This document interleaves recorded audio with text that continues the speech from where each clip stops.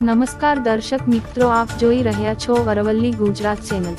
યાત્રાધામ શામળાજીના કાર્તિકી પૂર્ણિમાનો લોકમેળામાં લાખો શ્રદ્ધાળુઓ ઉમટ્યા। શામળાજીમાં ભરાતો પરંપરાગત કાર્તિકી પૂર્ણિમાનો મેળો ભરાયો।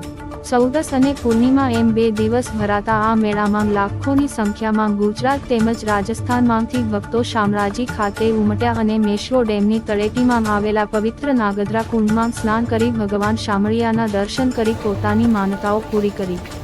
વર્ષો પહેલા વસ્તુ વિનિમય નામ કેન્દ્ર સમો ગણાતો આ મેળો સળંગ 1 માસ ભરાતો હતો, જે સમય જતા તંત્રની ઉપેક્ષાના કારણે માત્ર 2 દિવસનો થઈ ગયો છે।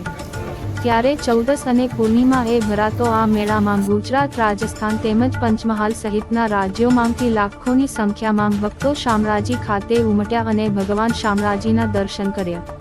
હજારો ભક્તો ચૌદશની રાત્રે અને પૂર્ણિમાની વહેલી સવારે મેશ્વો ડેમની તળેટીમાં આવેલા ઐતિહાસિક નાગદરો કુંડમાં સ્નાનનો અનેરો મહિમા છે। પિતૃ તર્પણ અને સ્નાનની પિતૃઓને મોક્ષની વિધિ યજમાનો ભૂદેવો દ્વારા પિતૃ તર્પણ વિધિ બાદ નાગદરો કુંડમાં સ્નાન કર્યું। સ્નાન બાદ પહેરેલ વસ્ત્રો કુંડ પાસે છોડવાથી પિતૃઓને સદગતિ મળે છે। આ નાગદરા કુંડમાં સ્નાન કરવાથી ભૂત પ્રેત વળગાડ જેવી આસુરી શક્તિઓ ઉપરાંત અસાધ્ય રોગોમાંથી મુક્તિ મળતી હોવાનું લોકો માની રહ્યા છે। આ મેળામાં વિસ્તારના આદુ, રતાળુ તેમજ શેરડીનું પણ મોટા પ્રમાણમાં વેચાણ થાય છે।